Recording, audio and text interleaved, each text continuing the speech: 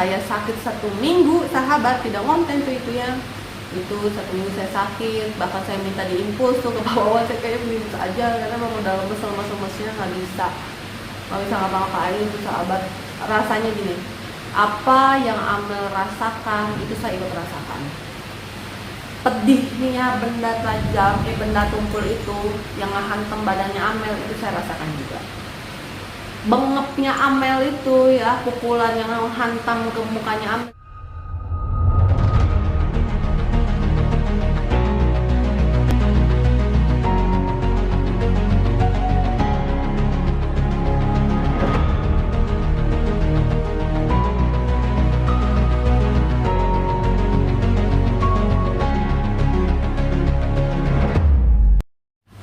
Assalamualaikum warahmatullahi wabarakatuh. Kembali lagi bersama saya Suci. Baik sahabat, di sini saya mau cerita lagi kejadian horor ketika mengawal kasus Subang. Nah, di kolom komentar ada yang bilang saya penasaran Mbak Suci, yang Mbak Suci kerasukan nenek-nenek yang pakai baju batik merah. Oke, saya ceritain ya gimana sih waktu itu awal mulanya bisa kerasukan nenek-nenek. Nah, jadi sebelum kejadian kerasukan nenek-nenek itu, jadi emang kita itu mau datang Subang tuh kita mau ketemu sama itu ya, pertama kali ketemu ATS ya waktu itu tanggal 20 Oktober.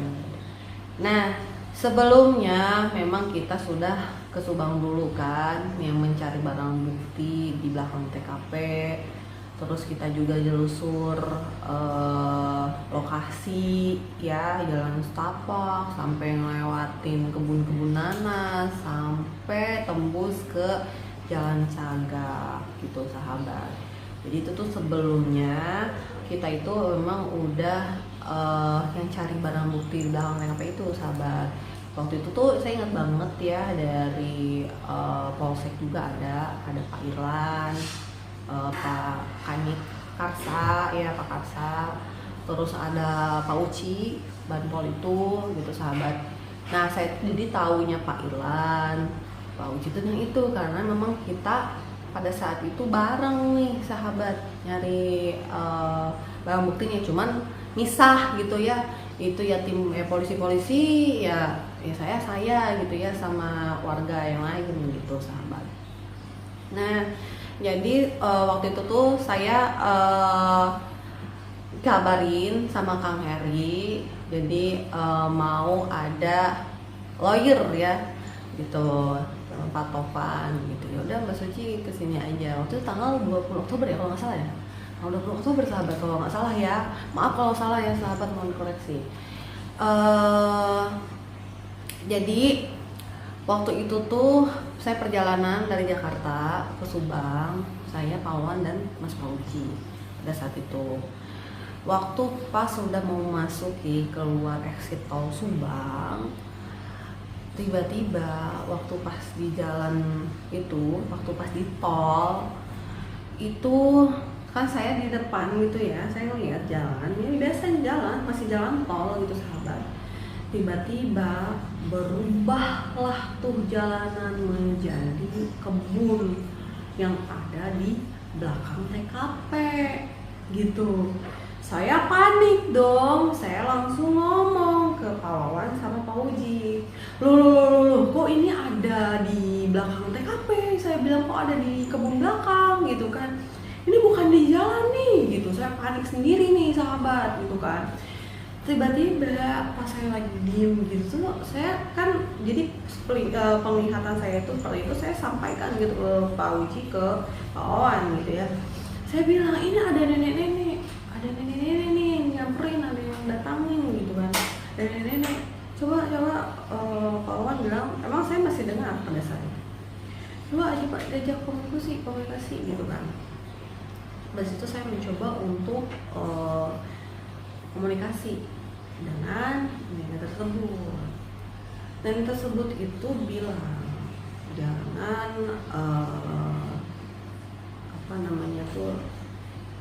jangan kesini gitu ya.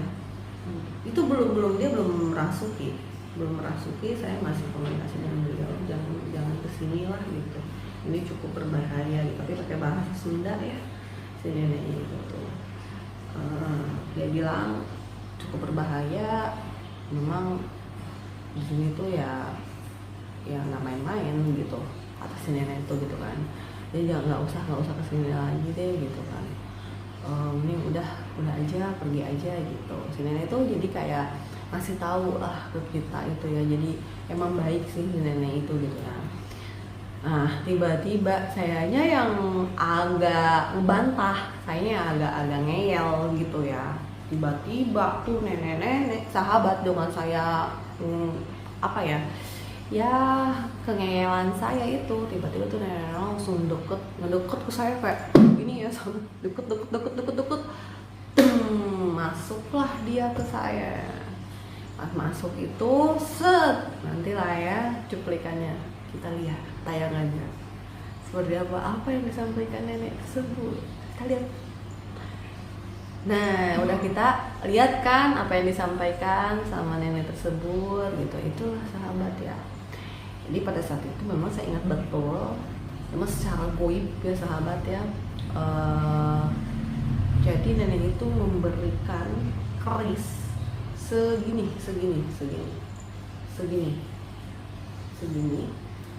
masih keris itu secara goib ya. Saya juga nggak ngerti pada saat itu penuntukannya untuk apa. Ternyata ada momen si keris itu kepake untuk apa? Maksudnya itu apa gitu ya? Tahu nih, paham gitu. Dah tuh sahabat ya. Tapi kalau misalkan untuk fisiknya tidak ada ya sahabatnya, ini cuma kayak ngasih aja gitu kan. Jadi kalau kata orang Sunda mah pangjaga gitu kan ya. Saya juga nggak ngerti. Ceritanya saya juga. Jadi saya ada ketemu dengan warga ya. Saya main lagi pada saat itu ke Subang. Oh enggak, setelah saya dari rumah Walilis itu yang ketemu sama Bang Tovan itu ya. Terus saya ada ke Ciseti ya, jadi waktu itu saya ketemu warga lah ya di situ. Saya cerita dong gitu, Pak, saya tuh didatangi nenek-nenek, terus saya juga kerasukan nenek-nenek gini. Memang di sana ada nenek-nenek ya Pak gitu. Saya juga kan rada penasaran juga ya. Kan kemudian nenek-nenek ternyata betul emang ada, dan bahkan ada warga sana itu memang sering melihat sosok nenek-nenek tersebut. Jadi kan memang mayoritas warga di sana itu kan petani gitu ya sahabat ya, terus yang kerja di kebun gitu ya. Nah orang-orang kebun itu juga suka ngelihat katanya nenek-nenek itu gitu sahabat. Oh berarti saya ini ya gitu ya, saya juga ada penasaran gitu sahabat ya, berarti nggak salah ya gitu. Nah gitu sahabat. Oke ya, saya selalu akan mengingatkan kepada sahabat Misteri Mbak Suci ya, disclaimer dulu nih ya. Jadi saya tidak akan memaksakan kepada sahabat untuk mempercayai apa yang saya alami gitu ya. Karena di sini saya cuma mau bercerita aja apa yang saya alami gitu ya pada saat mengawal kasus Subang dari awal sampai sekarang gitu sahabat. Jadi adalah perjalanan cerita-cerita yang mungkin kemarin-kemarin di awal-awal itu nggak kita baru kali ini aja kita jelasin secara detailnya gitu. Nah ini saya cerita yang soal nenek-nenek itu karena memang dari sahabat Misteri Mbak Suci juga penasaran, pengen tahu ceritanya seperti apa. Itulah ya berawal dari pada saat perjalanan Jakarta menuju Subang, pas mau keluar exit tol itu Subang ya, itulah terjadi. Jadi pas lagi di jalan itu tiba-tiba ngelihat bukan jalan tol tapi belakang TKP gitu sahabat ya, kebun itu. Nah itulah sahabat Misteri Mbak Suci ya. Jadi kalau misalkan sahabat pengen nanya lagi, jangan ditanya lagi ya, tonton aja video ini gitu, karena emang udah saya jelasin secara detail seperti apa gitu sahabat. Jadi apa ya, ada beberapa yang kejadian-kejadian di luar nalarnya juga banyak banget, gak bisa diceritain setiap satu video tuh semua diceritain, gak bisa. di satu-satu, jadi biar jelas, biar detail juga gitu ya, biar sahabat juga nggak penasaran gitu. Terus nanti ada cerita lagi, itu ceritanya luar biasa banget sahabat. Saya baru ngalamin selama ini kalau misalkan masukkan ya itulah ya korin itu, baru kali ini saya sampai sakit tuh sahabat, karena mungkin meninggalnya juga beliau kan tidak wajar satu, yang kedua kan ini pembunuhan gitu ya, dibunuh dan masih baru lah ya gitu. Itulah energinya yang luar biasa besar sekali. Bahkan pada saat itu Bang Cecep juga bilang, Bang Cecep tuh mau apa waktu itu, ngomong apa yang katanya harus ada pihak puskesmas, harus ada yang nanti diimpus itu, ingat nggak apa tuh mau ngapain Bang Cecep? Mau ya mediumisasi. Ya mediumisasi lah gitulah sahabat. Nah itu udah lama tuh gitu sahabat ya. Jadi pada saat itu pas yang kemasukan Amel itu luar biasa, energi gede banget, dan bahkan saya minta mau diinfus karena saking lemesnya sahabat gak bisa bangun. Nanti cerita detailnya seperti apa part selanjutnya. Cerita yang itu dulu aja kan. Yang mana? Ngasih energi ke Yanti sama Bumul. Oh boleh Bang. Oh ya penasaran kan? Oke kita cerita. Mungkin kan soalnya kan di video yang setelah kita wawancara itu kan ada video yang sama Yanti dikasih energi. Oh iya itu ada yang nanya juga tuh di kolom komentar. Betul sahabat, jadi pada saat itu saya bantu kasih energi ke Teh Yanti, terus Teh Yanti yang di pohon itu sawo ya, dia juga bingung nggak tahu kenapa tiba-tiba berhenti di sini gitu. Kalau Teh Yanti kan nggak terlalu yang detail banget, signifikan banget. Ini sahabat yang saya shocknya siapa? Bu Mul itu istrinya Pak Mul. Nah jadi waktu itu tuh saya ada kesempatan yang barengan Ki Anom ya, ketemu sama Pak Mul ya, ketemu sama keluarga Pak Mul sana, Bu Mul, kenalan biasa di rumahnya Pak Mul yang satunya ya, di bawah ya pada saat itu. Jadi saya bilang, karena kan gini sahabat, kasih tahu dulu ya, orang-orang yang memang ada kelebihan itu terlihat gitu ya kan, jadi sensitif, orang-orang yang sensitif itu kelihatan kalau sama orang-orang yang mungkin ada kelebihan juga gitu sahabatnya, itu kelihatan, nggak bisa kita jelasin secara signifikannya seperti apa, itu nggak bisa dijelasin. Jadi pada saat itu ada istrinya Pak Mul itu, Bu Mul ya, saya melihat wah ini sepertinya sensitif nih gitu kan. Ceritanya saya izin lah sama Pak Mul, bahkan ke Bu Mul juga kan, Pak ini saya mau kasih energi ke ibu gitu ya, ibu mau nggak, bersedia nggak? Saya bukan mau ibu dirasukin enggak gitu kan, saya kasih energi aja, saya bilang gitu. Oh ya udah deh nggak apa-apa Mas Suci, itu disaksinya sama Pak Mul sama keluarganya ya. Nah waktu itu saya kasih ceritanya energi plok ke Bu Mul, saya bilang Bu, saya kasih energi aja, ibu relax, ibu tidak usah takut, apa yang ibu lihat tolong disampaikan, apa yang ibu rasakan tolong disampaikan. Oh iya baik Mbak Suci. Pertama yang nampak kan itu rumah dukun dulu. Saya kasih lah ceritanya tuh energi, set ke Bu Mul menceritakan. Pokoknya mah yang dukun dulu ya. Ya posisi dukun, ada dukun gitu-gitu, terus rumahnya di mana. Tiba-tiba Bu Mul itu bilang apa sih namanya, itu apa namanya, saya kok ada di kebun nanas, katanya gitu.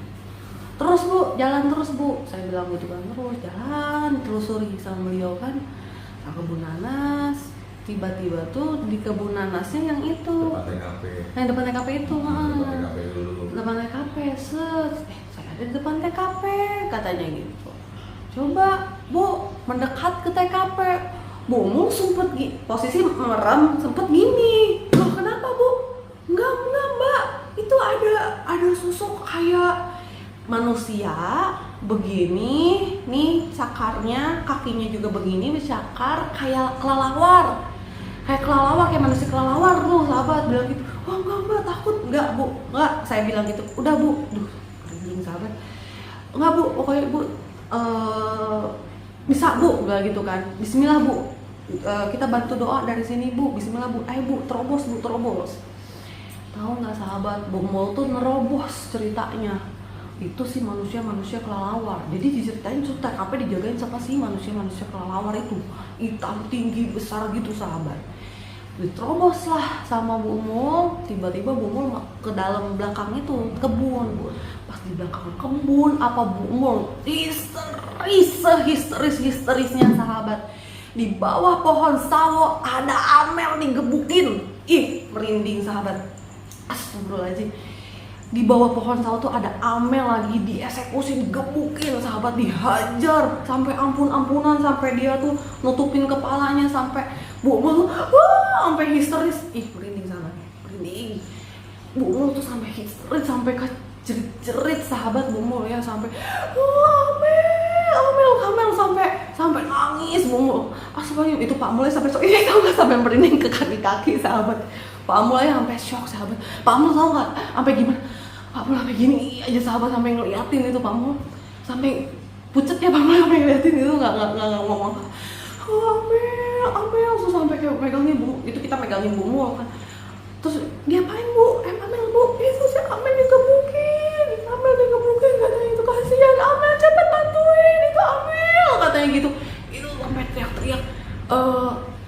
Pokoknya mah jadi kasih tau ya, pokoknya gitu lah sama digebukin itu Amel tuh ya, sama laki-laki. Amel sempat nyebut nama seseorang. Iya, pokoknya mah sama laki-laki aja lah digebukin lah gitu.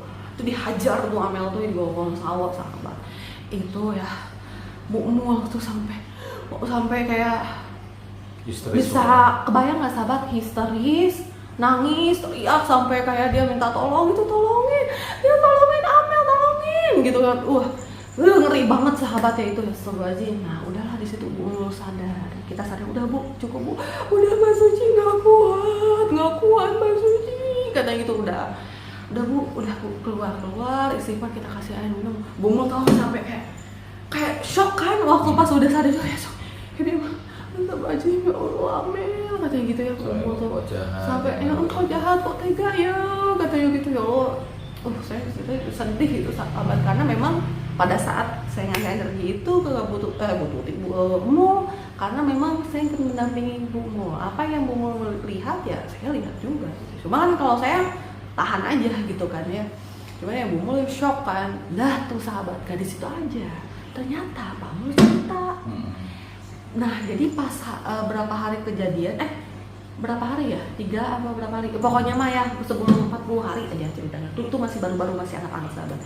Ceritanya Pak Mul itu tidur di sofa depan di rumahnya. Tidurlah ceritanya Pak Mul tidur, tiba-tiba Pak Mul dimimpiin Amel tuh pasti diseret ya ke belakang ya? Diseret atau dibukin tuh? Dihajar ya? Apa diseret ya? Diseret. Pokoknya ini Amel tuh dieksekusi lah sahabat. Ini Amel dieksekusi ke belakang di kebun itu gitu sahabat. Pak Mul dengan kagetnya langsung loncat gitu kan, loncat pindah ke kamar katanya. Itu cerita. Sebenarnya terus ngelihatnya sahabat, saya bukannya bagus-bagusin apa gimana, enggak sahabat. Ini sesuai apa yang kita lihat aja ya. Mungkin waktu itu tuh ngelihat di media, wah ya Pak Mul tuh emang orangnya tegas gimana. Kita juga jujur sahabat rada sungkan, rada agak takut juga kan, takut salah ngomong atau apa gimana gitu kan. Setelah saya ketemu sama Pak Mul, ngobrol-ngobrol, ternyata Pak Mul juga sedih banget sahabat, ya kan? Sedih banget Pak Mul, itu tuh Pak Mul cerita gitu ya, gitu ya, kayak nggak sangka gitu loh. Pak Mul aja sampai kayak apa sih, dia kayak berusaha untuk apa ya, pengen kasus ini segera terungkap. Itu waktu awal-awal itu kan yang kita kedatang ke sana ya, beliau tuh cerita banyak gitu sahabat. Saya juga kemarin ya terakhir gitu ya, maksudnya kayak kalau kita datang ke Subang gitu, kita sempat mampir gitu ya ke Prambors silaturahmi gitu, kita tidak ada memberikan kaitan-kaitan sama konten juga gitu sahabat ya gitu. Mungkin sahabat misteri Mbak Suci bisa lihat pada saat pemakaman Pak Mul kan yang dipapah sama Ayolis ya itu, Pak Mul itu nanti bisa dilihat aja tuh kalau di video-video lama banget itu sahabat. Nah itulah sahabat ya, sebenarnya kejadian-kejadian horor itu tuh nggak kita alami sendiri, banyak orang-orang yang alami juga gitu ya, nggak ke saya aja gitu sahabat.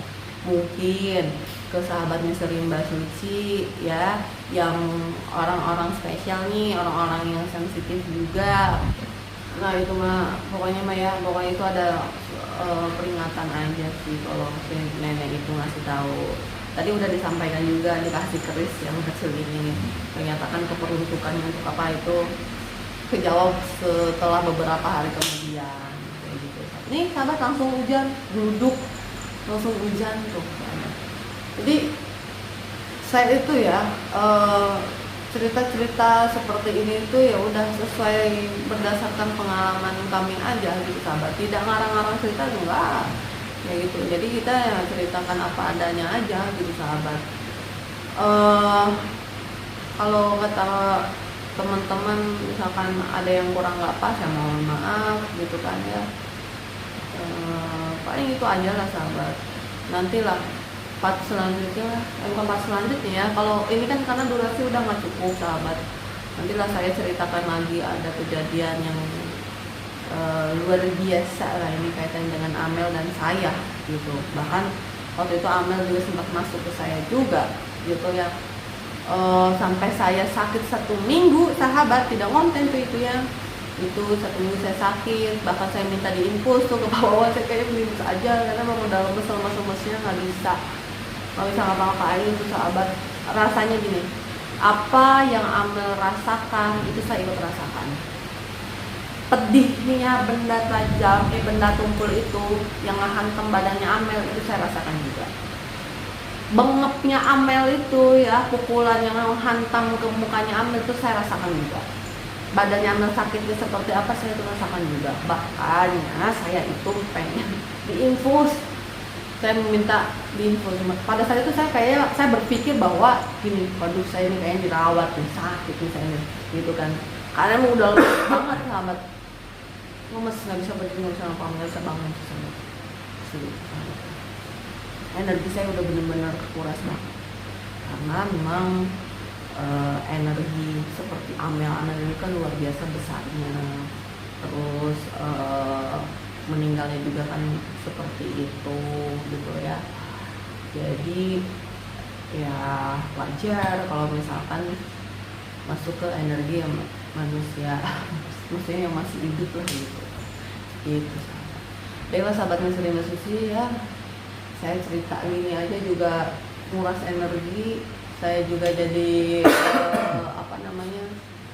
lemes juga gitu ceritanya ya, karena gini, ketika karena ini kan bukan karangan, sesuai apa yang saya alami, saya menceritakan kepada sahabat misteri Mbak Suci karena kan saya mengingat lagi, merasakan lagi gitu ya, jadi saya ceritakan kepada sahabat misteri Mbak Suci. Kayak tadi waktu cerita yang bobol itu, jadi kan saya ngelihat lagi, ingat lagi gitu sahabat. Nah itu sahabat. Oke sahabat misteri Mbak Suci, terima kasih banyak udah menyimak, terima kasih banyak yang udah suka sama video ini. Mohon maaf jika ada yang tidak sesuai ya dengan sahabat misteri Mbak Suci ya. Semua orang bebas lah berpendapat ya, semua orang berhak gitu ya, punya hak masing-masing. Kami tidak menuntut untuk semua percaya tuh enggak gitu. Jadi kita mah cuma bercerita sesuai pengalaman aja. Kalau ada yang ingin dengar cerita terkait waktu proses kemasukan Amel, tulis di kolom komentar. Iya, tulis di kolom komentar ya. Nanti kalau misalkan sahabat, Mbak Suci cerita lagi, oke, nanti saya cerita ya. Pokoknya luar biasa banget lah pada saat itu. Saya pada saat itu juga nggak saya doang, karena ada saksinya. Siapa saksinya? Ada deh, nanti aja. Oke Oke sahabat Misuri Mbak Suci, terima kasih banyak. Saya Suci pamit undur diri. Wabillahi taufiq wal hidayah. Wassalamualaikum warahmatullahi wabarakatuh.